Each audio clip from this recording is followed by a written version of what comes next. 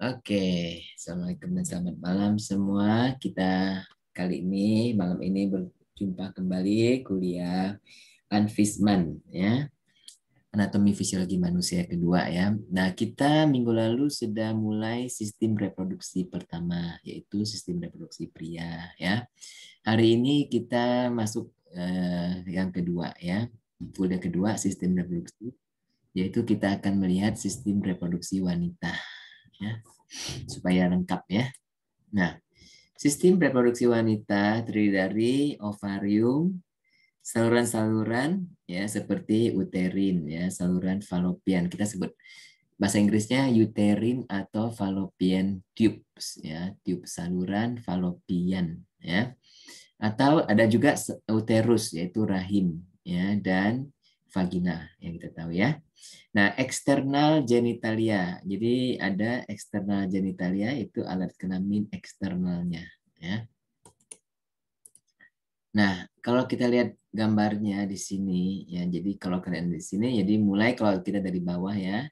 Di sini ada bawah sini, ya, labium minus atau labium, ya, bibir kecil itu, ya, labium minus itu sebenarnya ada lipatan kulit, ya, dan labium majus atau major, ya, major labium, jadi bibir yang besar kita bilangnya, bibir besar, bibir kecil. Kemudian di sini ada klitoris, ya, kemudian di sini ada liang vagina, ya, vagina. Kemudian, nah, pada wanita berbeda dengan pria, uretra yaitu saluran urin, ya, dan saluran vagina ini terpisah, ya. Jadi saluran reproduksi dengan saluran urinari itu terpisah, ya, tidak seperti pada pria, ya, yang menyatu, ya. Kemudian ada di sini simplifis pubis, ini adalah tulang, ya. Nah, di sini ada bladder. Bladder itu apa? Kantong kemih, ya. Jadi kantong kemih itu letaknya di bawah uterus. Ini uterus, ya. Jadi kalau ada orang hamil nih, orangnya hamil, ini kan akan membesar, ya. Otomatis dia akan menekan kantong kemih, ya. Jadi orang yang hamil itu akan lebih sering mau pergi ke toilet, ya, karena dia akan ditekan, ya, terutama kalau sudah di akhir-akhir dari kehamilannya, ya. Kemudian di sini ada ligamen. Ligamen di sini artinya adalah tali-tali, ya, tali-tali yang mengikat antara dua tulang. Jadi penghubung-penghubung dua tulang itu namanya ligamen, ya. Nah, ada ovarium ligamen, ya, fimbriae. Fimbriae itu kayak tangan, jari gitu, ya, kayak jari, ya, dia itu, ya. Nanti kita akan lihat kenapa dia kayak gitu, ya. Kemudian di sini ada ovarium. Jadi ovarium itu letaknya di atas dari, bukan di bawah tapi di atas, ya, dari uterus ini, ya. Kemudian di sini ada ligamen lagi, ya. Nah, di sini ada tulang-tulang, tulang belakang, ya, tulang ekor.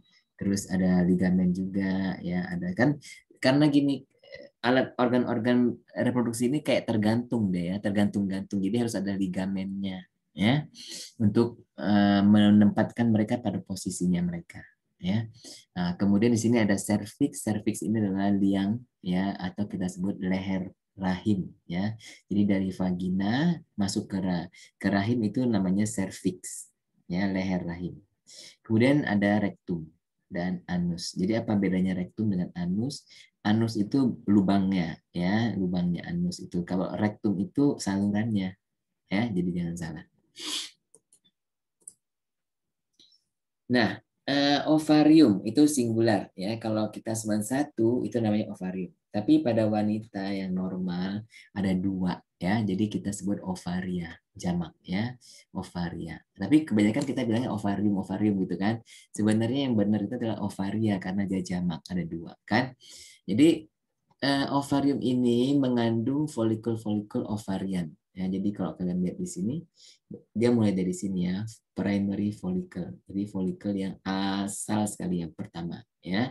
Dan dia masuk ke follicle yang kedua, secondary, ya. Kemudian follicle lagi, nah, bertumbuh ya menjadi follicle yang besar, ya, di mana dia akan pecah nanti mengeluarkan sel telur. Jadi pada folikel ini, ya, terdapat satu sel telur, ya, oosit, ya. Jadi Setiap satu folikel mengandung satu sel telur, ya, yang kita sebut oosit atau oocyte, ya. Dan dia ada sel-sel folikular. Jadi kan dia ada ovari, ada oocyte, ya, ada ovum gitu ya, kita bilang ovum gitu ya, oocyte ini ya. Dan dia ada sel-sel sel-sel folikular, artinya sel-sel yang ada di dalam folikel ini, ya. Kayak ini kalian ada lihat sel-selnya, ya. Nah, jadi primary follicle atau yang tadi kecil sekali itu ya, follicle primer, ya, dia mengandung satu oocyte yang belum matang, ya. Kemudian dia menjadi follicle yang matang itu, yang hampir matang itu namanya graphian, ya, graphian atau vesikular, ya, vesikular follicle. Follicle yang bertumbuh dengan satu oocyte yang akan matang. Jadi belum matang benar tapi akan menjadi matang, ya. Kemudian ovulasi adalah bila oocyte sudah matang, ya, maka folikel akan pecah. Terjadi setiap kurang lebih 28 hari. Ini kurang lebih ya, ada yang lebih panjang, ada yang lebih pendek ya.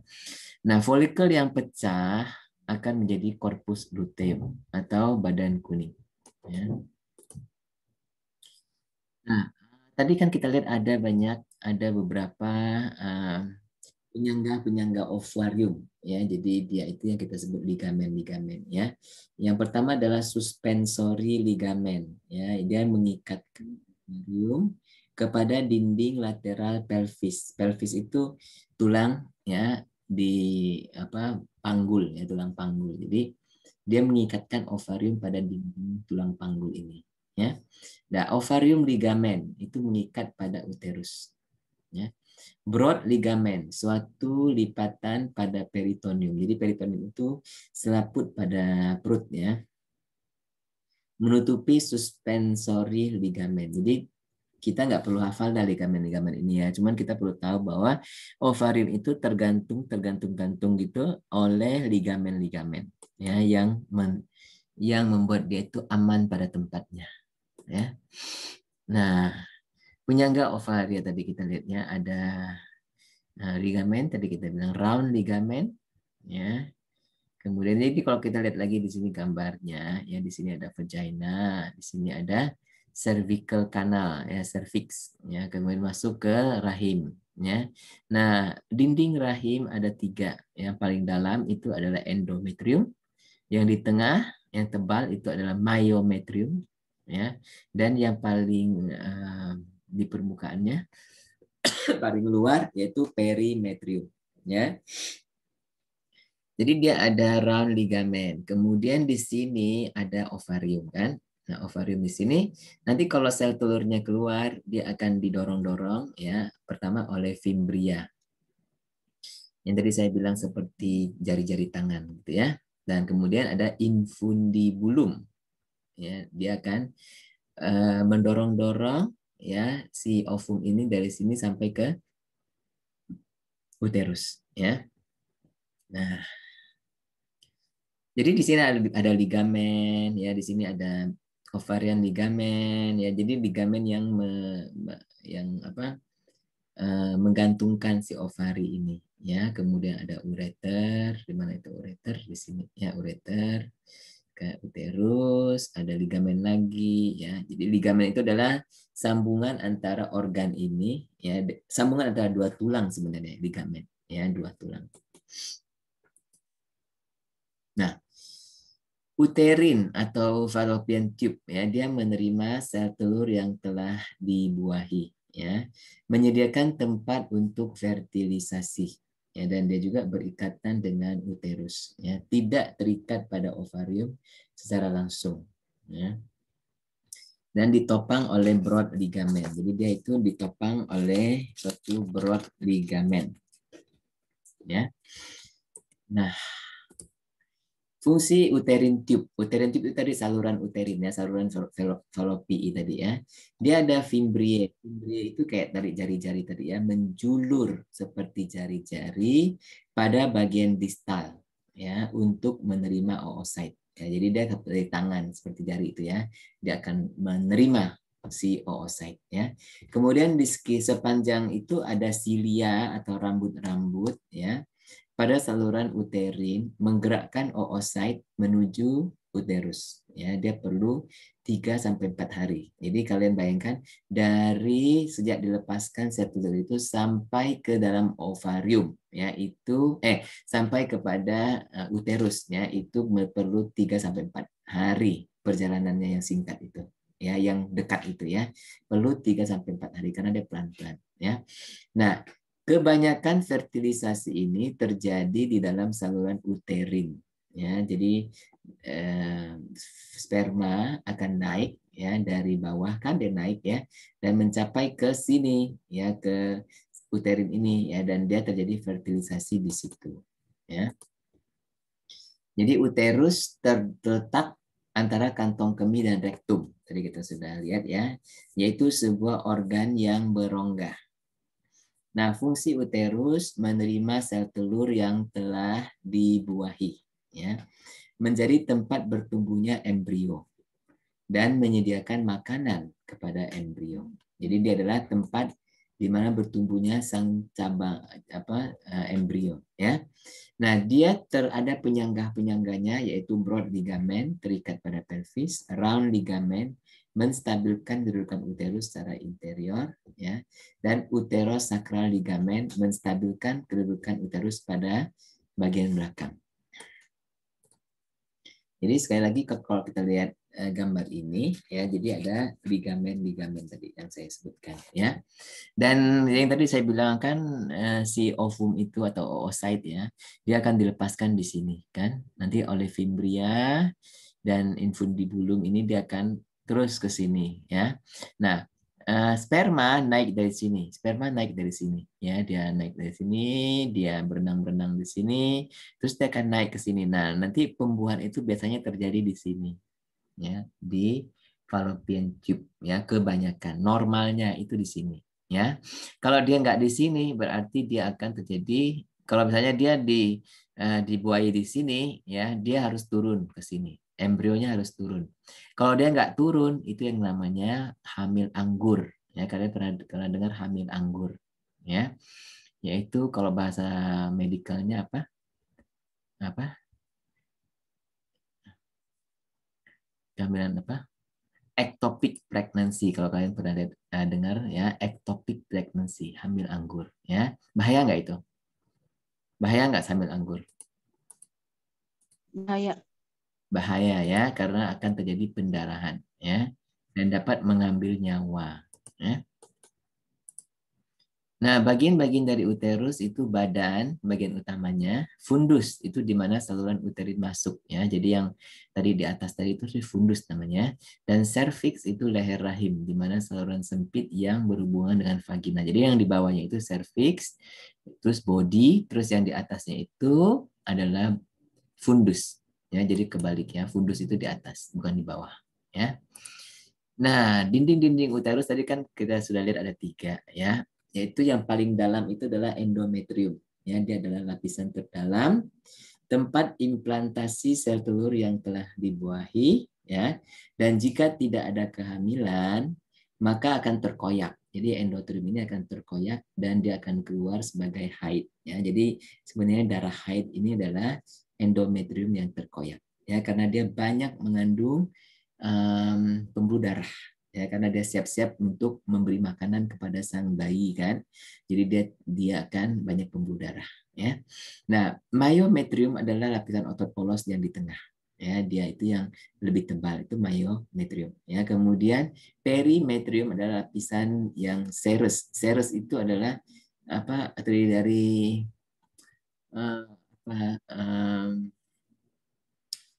banyak cairan ya, seperti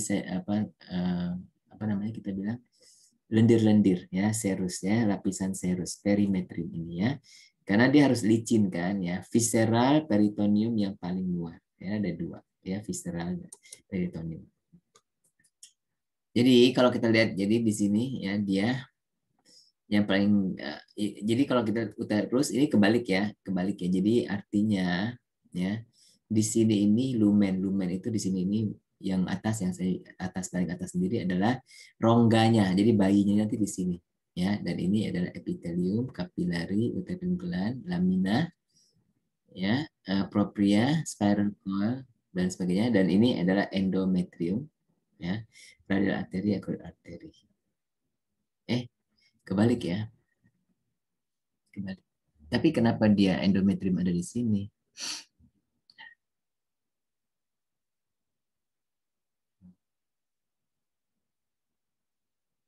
Oh, yang endometrium itu adalah vein, veinnya, ya. Jadi sebenarnya ini dia endometrium di sini, ya. Endometrium itu ini. Kemudian di sini adalah smooth muscle tadi, itu yang kedua ini ya. Yang kedua ya. Kemudian yang ketiga itu yang perimetrium, itu yang di paling luar. Oke?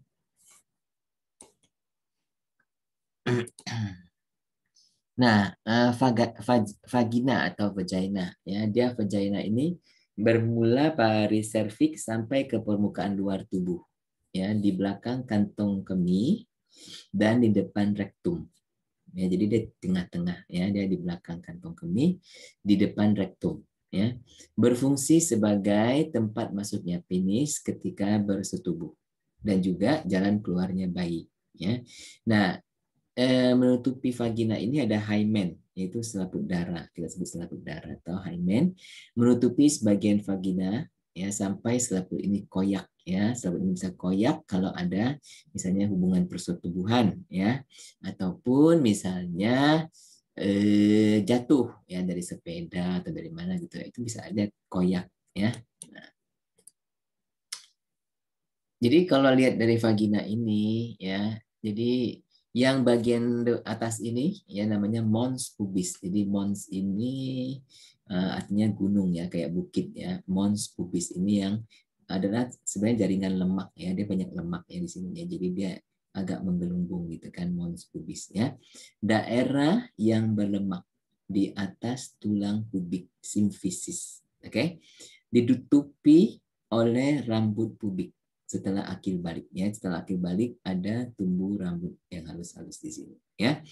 Nah, kalau anatomi lebih lanjut melalui vagina ini ya, di sini ada anus ya. Kemudian ada perineum. Perineum ini adalah daerah-daerah di sekitar ini ya, di sekitar anus dan vagina ini ya. Daerah ini sangat sensitif ya. Kemudian labia minor ya, yang paling dalam, kemudian labia mayor.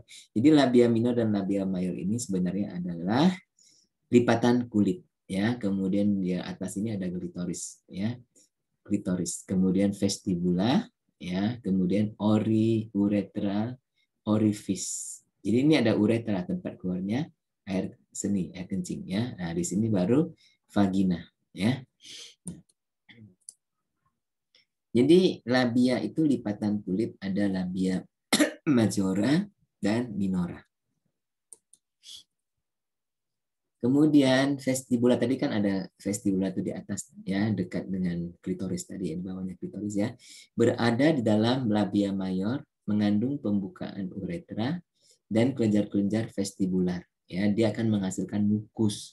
Jadi yang nantinya dalam apa, kalau sudah terangsang kan ya, dia akan keluarkan mukus-mukus supaya apa? Supaya pergesekannya itu jadi lebih, jangan terjadi luka ya, lecet ya. Nah, klitoris atau kelintip ini mengandung jaringan yang bisa ereksi ya, seperti penis ya, dia bisa ereksi. Oke. Kemudian, nah sekarang tadi kita sudah selesai anatomi, sekarang kita membicarakan mengenai perkembangan sel telur itu sendiri ya. Nah, oogenesis adalah penghasilan sel telur. Seluruh jumlah sel telur sudah ada sejak lahir. Jadi sel telur itu tidak dibuat-buat lagi ya. Jadi sudah ditetapkan ya. Jadi jumlah sel telur sudah ditetapkan sejak lahir ya. Nah, tapi mereka ini tidak aktif ya. Setelah puber, seorang gadis mulai melepaskan sel telurnya ya. Nah, kemampuan bereproduksi berhenti pada menopause karena habis sudah ya, dia nggak bisa ditambah-tambah ya, sudah habis. Nah, oocytes menjadi matang di dalam folikel-folikel ovarian. Ya, jadi kan tadi ada folikel primer, folikel graft, yang graft folikel itu semua adalah nanti di mana akan terjadi perkembangan dari oocyte-nya. Ya, jadi pertama kita lihat oogonia. Oogonia ya adalah stem cell wanita yang ditemukan pada fetus yang bertumbuh. Jadi fetus itu masih ini ya, fetus ya, embrio itu fetus ya. Nah, setelah embrio kan dia pertama adalah zigot. Setelah zigot dia jadi embrio. Dan setelah embrio dia jadi fetus.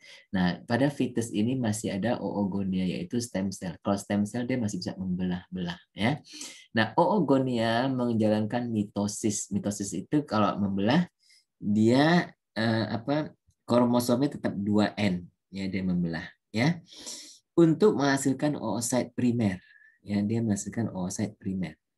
Oocyte primer dikelilingi oleh sel-sel yang membentuk folikel primer dalam ovarium yang kita sebut sel-sel folikel. Ya, jadi yang pentingnya itu adalah oocyte, yang lain-lainnya adalah sel pendamping. Ya, kemudian ada oogonia sudah tidak ada pada waktu lahir. Jadi ketika sudah lahir, si oogonia ini sudah nggak ada, artinya sudah menjadi oocyte primer semua. Ya. Nah, primary oocyte tidak aktif sehingga puber. Jadi orang tuh masih kecil, ya, anak kecilnya itu dia tetap primary oocyte tidak aktif, ya. Nah, ketika udah puber ya, jadi di anterior pituitary itu akan di sintesis hormon ya, FSH ya, follicle stimulating hormone kan, menyebabkan kematangan folikel primer ya. Nah, meiosis terjadi dalam folikel yang bertumbuh. Jadi si folikel itu bertumbuh, dia terjadi meiosis. Apa bedanya meiosis dengan mitosis? Kalau mitosis inti selnya, nukleusnya itu ya dia kromosomnya 2N tetap 2N ya. Tapi kalau meiosis 2N menjadi NN ya. Jadi dia dibelah dua ya kan 46 jadi 23 gitu ya. Nah, meiosis menghasilkan oocyte sekunder dan polar body yang pertama. Jadi kan dia itu oosit yang primer itu dibelah dua ya, yang satu jadi sekunder, satu lagi jadi polar body ya, polar body yang pertama ya. Nah, meiosis berhenti setelah ovulasi ya. Nah, jika ada sperma yang berhasil membuahi sel telur. Oke. Jadi kalau ada sperma yang berhasil membuahi sel telur ya, nah, dua polar body tambahan akan dihasilkan. Ya kan dia kan baru ada satu polar body nih. Nanti dia akan yang polar body ini akan membelah lagi jadi dua ya. Jadi nanti dia ada tiga. Oke. Nah, kalau kamu lihat skemanya, jadi sebelum lahir ya ada oogonium atau oogonia ya. Nah, dia adalah stem cell. Kemudian dia akan bermitosis menjadi primary oocyte. Jadi 2N, 2N, 2N. Ya. Kemudian dia ada dalam primary follicle ya. Kemudian oleh pertumbuhan ya. Nah, kemudian primary oocyte ini ya akan bertumbuh. Oke. Nah, pada waktu lahir dia hanya pada primary oocyte ya. Nah, ketika pada anak-anak ya. Nah, setelah dia mencapai akil balik ya pada setiap bulan, oke. Nah, primary oocyte ini ya dia ada dalam fase profase 1 ya. Nah, dia akan mengalami meiosis, oke, primary follicle, growing follicle, matured, dia akan menjadi matang ya, dan dia akan ada meiosis pertama. Meiosis pertama itu yang primary oocyte ini akan menjadi secondary oocyte ya, oocyte kedua. Oke. Dan dia akan menghasilkan satu polar body ya. Nah, kemudian dia akan ovulasi. Jadi ada ovulasi ya. Nah, keluarlah si ovum itu. Jalan-jalanlah dia di fallopian tube ya. Nah, kalau dia ketemu sperma, ya, dia akan terjadi meiosis kembali. Ya, meiosis kembali yaitu yang tadinya polar body 1 ya akan menjadi polar body yang kedua. Jadi ada dua polar body ya. Jadi nanti yang polar body yang satu ini akan bermeiosis menjadi dua polar body ya. Jadi nanti dia sekarang ada 3 polar body ya, tambah satu di sini ya, ada ovum ya di sini. Oke. Kemudian nah, siklus menstrual atau uterin ya diatur oleh siklus produksi hormon-hormon estrogen dan progesteron ya. Dan peringkat-peringkat siklus menstrual adalah pertama adalah mensesnya ya, menstruasi ya, yaitu apa itu? Lapisan endometrium terkoyak. Oke. Nah, kemudian setelah terkoyak kan dia keluar sebagai darah ya. Nah, biasanya mungkin 4 hari, beberapa hari ya. Nah, mulailah stadium proliferatif. Proliferatif artinya mulai bertumbuh. Ya, jadi stadium untuk mulai bertumbuh. Dia kan buat lagi, kan endometriumnya udah terlepas ya. Nah, endometrium yang baru akan tumbuh kembali ya. Regenerasi lapisan endometrium kembali. Oke. Kemudian dia secretory stage ya. Nah, ketebalan endometrium bertambah dan dia siap menerima embrio. Nah, hormon-hormon yang diproduksi oleh ovaria. Ingat ovaria tempat produksinya ovum ya. Nah, estrogen. Estrogen itu dihasilkan oleh sel-sel folikel. Kan tadi ada sel-sel folikel. Dia menghasilkan estrogen. Dan menimbulkan karakteristik seksual sekunder seperti pembesaran organ-organ aksesori, ya, pembesaran payudara, rambut pubik, penambahan lemak di bawah kulit. Jadi untuk wanita lemaknya pasti lebih banyak daripada pria. Ya. Kemudian pelebaran pelvis, jadi panggul itu jadi lebar karena nantinya untuk menerima bayi, ya. Dan onset mulainya menstruasi itu juga ditimbulkan oleh estrogen, ya. Progesteron itu dihasilkan oleh corpus luteum, ya. Corpus luteum adalah badan kuning, ya, yang dihasilkan dari folikel yang sudah hancur, folikel yang sudah keluar ovariumnya, nanti dia akan berkembang menjadi corpus luteum. Nah, corpus luteum ini akan menghasilkan progesteron, ya. Nah, produksi diteruskan sehingga kadar LH, yaitu luteinizing hormon ya, LH dalam darah turun. Jadi kalau produksi itu diteruskan sehingga kadar LH-nya itu turun, ya. Membantu mempertahankan kehamilan karena progesteron ini membuat endometrium itu menjadi tebal, ya, bertahan. Oke. Nah, jadi kalau kita lihat pada grafiknya ya.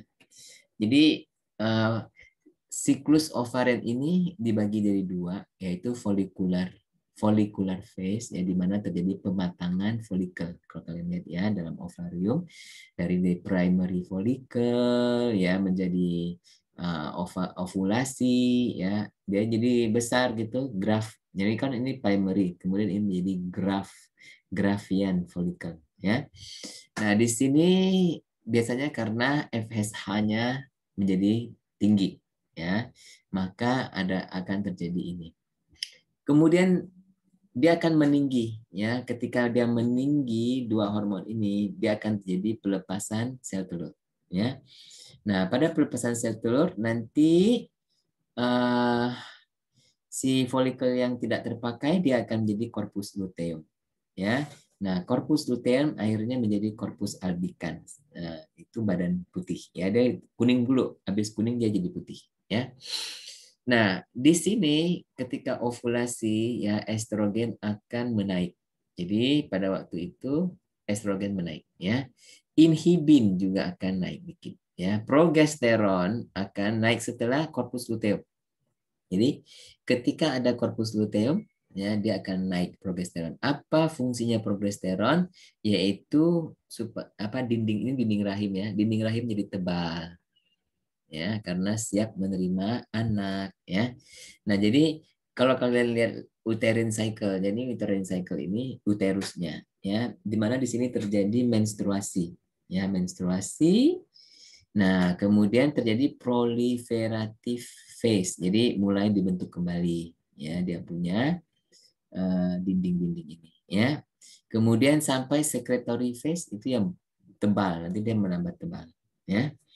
Nah, Kalau kita lihat di bawah sekali, ini di bawah sekali ya, sayangnya ketutup sama ini nih. Ya, adalah temperatur. Temperatur kalau kalian lihat setelah ovulasi, segera setelah ovulasi ya, temperaturnya akan tinggi. Ya ini, temperatur ini akan tinggi, naik setelah ovulasi ya, dan dia untuk beberapa hari dia akan tinggi terus. Ya, jadi kita tahu bahwa itu sudah ovulasi. Ya, makanya kita bilang, habis duduk tuh panas tuh. Nah, itu lagi ovulasi tuh gitu, ya. Ya enggak? Orang bilang, ya. Nah, ini feedback mechanism dari fungsi-fungsi ovarian. Ya.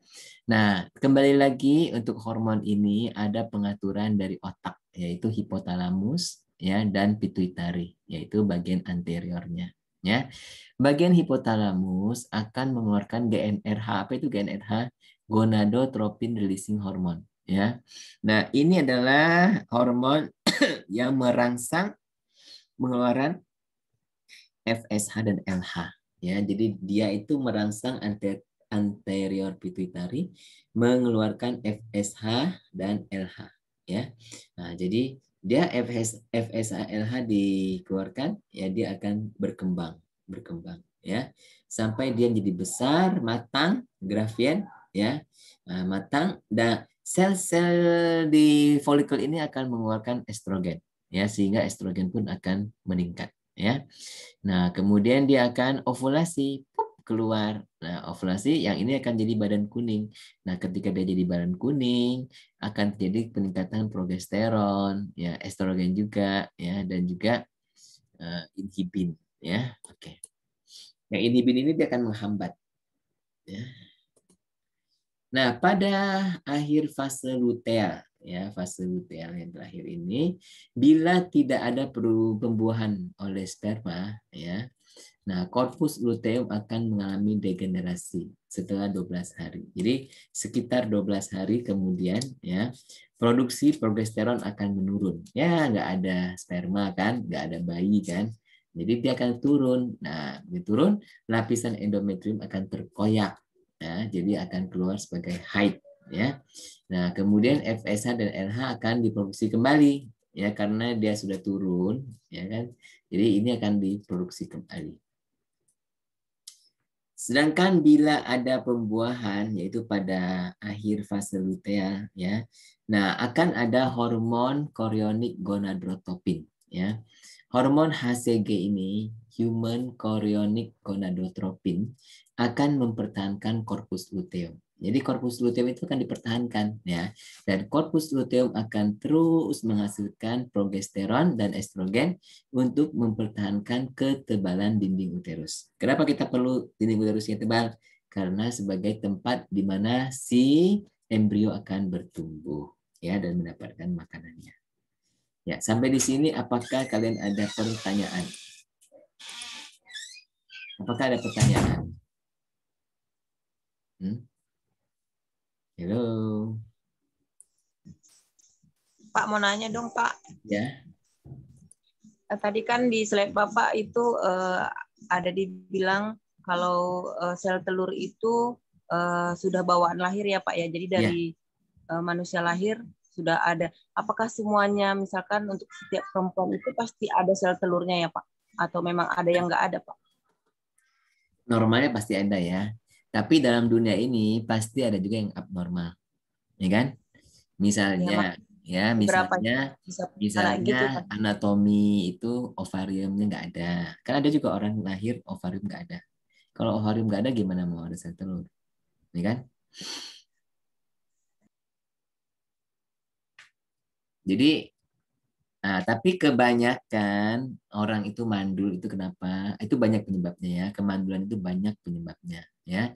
Dari segi wanita itu kemungkinan sel telurnya yang dikeluarkan itu ya belum matang ya, atau yang terbanyak sebenarnya yang gangguan kehamilan itu adalah ini sini ya, apa jalannya sperma ya, dan juga ini endometrium ini ya. Jadi kalian pernah dengar perkataan endometriosis ya, di mana endometrium ini nggak nempel Ya, endometrium ini terlepas, ya itu namanya endometriosis ya.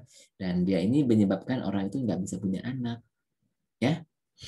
Banyak penyebabnya, ya. Dan salah satunya juga timing, ya. Timing kalau kita, jadi prinsip dari KB alamiah adalah timing, ya. Jadi tadi kan ovulasi, begitu ovulasi dia 3 sampai 4 hari akan berada di mana? Berada di fallopian tube kan, ya, dan di situ dia akan bertemu dengan sperma, ya. Nah, jadi spermanya sendiri itu bisa hidup berapa jam? Sekitar 24 jam, ya. Jadi kalau spermanya ini di sini, dia apa, koitus apa itu, hubungan seks itu, ya, pas ovulasi ini, ya, dia berbahagialah, ya, dia bisa akan terjadi pembuahan. Tapi kalau dia di sini jauh sebelum ovulasi, ya, nanti tidak akan terjadi pembuahan, ya.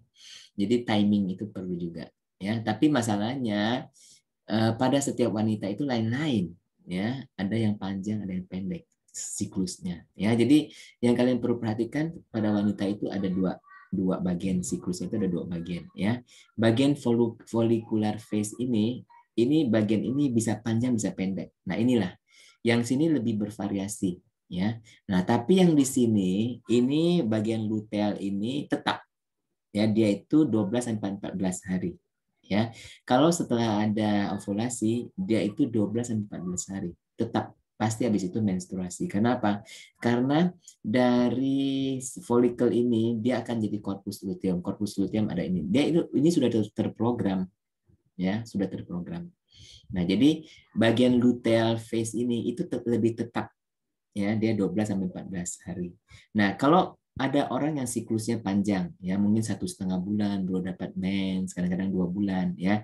Nah, biasanya adalah bagian ini dia yang panjang, ya, follicular phase-nya panjang, ya, karena ini sangat tergantung kepada hormon FSH/LH, ya, dan hormon dari progesteron dan estrogen, ya.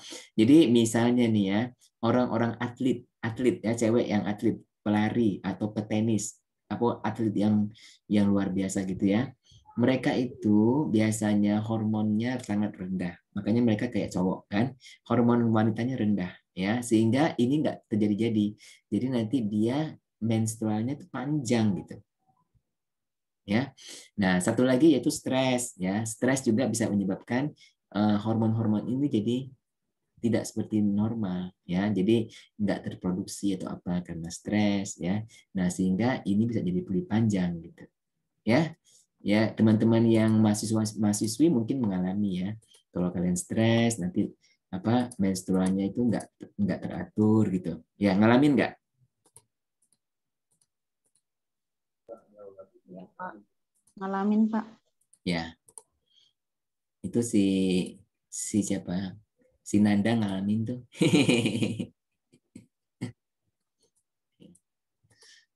Apalagi, ya. Jadi ini cukup menarik, ya. Ya, jadi jauh lebih kompleks hormon-hormon pada wanita daripada pria, ya. Jadi wanita itu memang lebih sensitif lah, ya, karena segala macam produksi ini. Jadi si hormon estrogen progesteron dapat mempengaruhi produksi sel telur. Nah, sel telurnya sendiri dapat mempengaruhi produksi hormon-hormon, ya. Jadi saling mempengaruhi antara ini, ya. Jadi bagi kita kaum pria, kalau wanita agak apa mut-mutan, ya kita harus memaklumi, ya, karena itulah fitrahnya, karena hormon-hormonnya kan naik turun gitu. Ngerti nggak?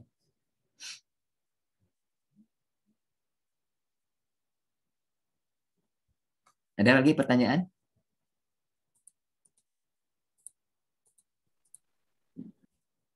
Ya.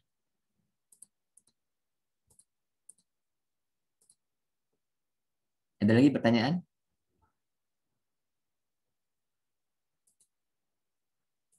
Nggak ada, ya? Kalau nggak ada, kita cukup sekian aja, ya. Pak.